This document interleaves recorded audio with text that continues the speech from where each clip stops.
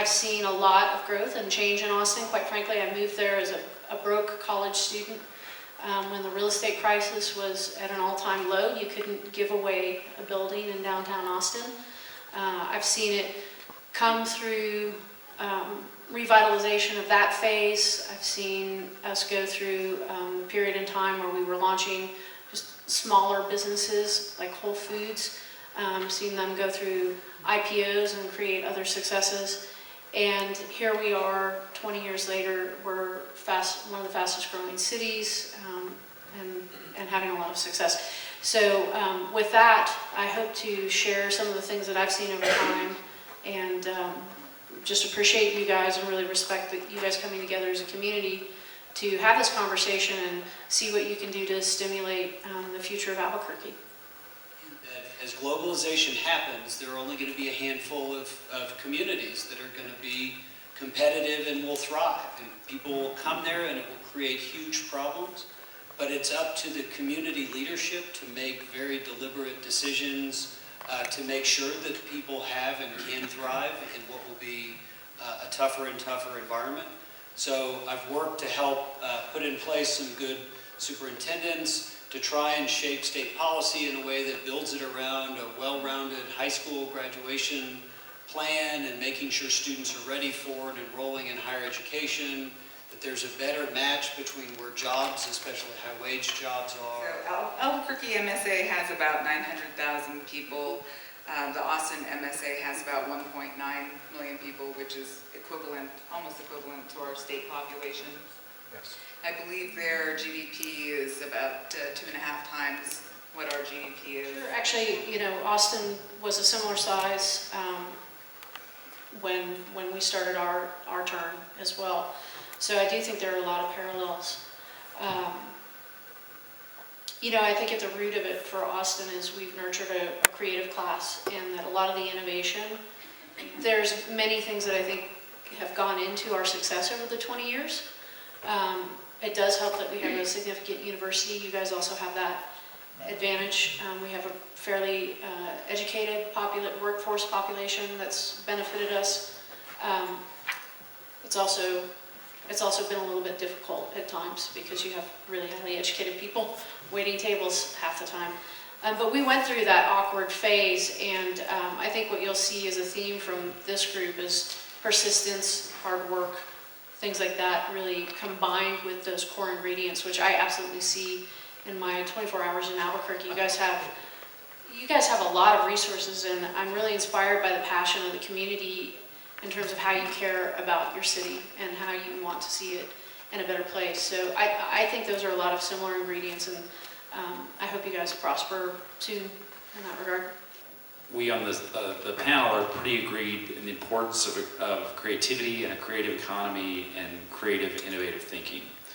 I think that Austin city leaders in 2014 are pretty happy with that idea also. It's helped Austin get to where it is now, helped Austin grow, helped Austin to this point where we've got 100 people moving to Austin every day. But I will say that 10 or 15 years ago, this idea of creativity, what Drew's talking about, that the creative cities are the next big force, wasn't universally or even widely accepted within city government. There was a story about how Austin in the 90s was go-go 90s.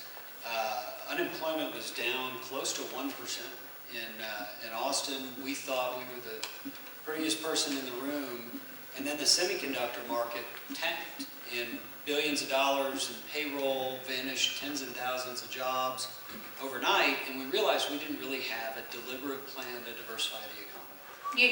When you're creating new talent, they have to have opportunities that are commensurate with their level. And one of the things about startups that is fantastic is you have in Austin the equivalent to the STEM center that you have here through CNM. We have Maker Square, and Maker Square creates programmers in 12 weeks. My experience is that if you provide a quality experience and you pay competitively, you can keep talent. I think the exportation of people when they start to leave is an indicator of other issues. I really think it's a positive sign that you guys are investing in creating programming talent and some of that stuff here. I think that's something that you guys could really dominate as we try to bring those jobs back to the States and instead of offshoring them. I'd rather buy talent from Albuquerque, New Mexico. As you all get outposts to diversify and deepen your economy, folks are going to fall in love with people here if they were new to the place, and they're going to have kids here and they're not going to want to leave. And so getting those outposts is a really helpful way to diversify that workforce. Now, that the companies that I have made the most money with are companies that have been bootstrapped and companies that have built real value over time and consequently sell for valuations that are much greater than what you invested. As an outsider coming in, I really am genuinely inspired by what I've seen in the various meetings that I've had, the way you guys are coming together as a community. I didn't know you were, I didn't know anybody else votes more than we do. But I love how engaged you are, and when I talked earlier about, speak to your strengths, that's a huge strength. You have engagement, and if you can stay on the same page and have that focus and intention, you can create momentum with that for your city. You have a beautiful city, wonderful people, tons of great resources, and I have no doubt you guys will find your sweet spot and step into the next level for Albuquerque. So The point to remember is that took 30 years to build. The first year was very, very, very small. So be committed to some kind of long-term plan here. Keep pushing, and you can build something of value. I think equally important to remember there is, it's neat that we've got 30,000 people coming to South by Southwest Interactive now. We're from Texas, we like everything to be bigger, yada, yada, yada. But again, what you're really trying to do with any kind of event is create a platform where people can make meaningful and important one-on-one connections. Often that can happen in a smaller group, such as we have tonight. So keep doing what you're doing, and I think you'll find success.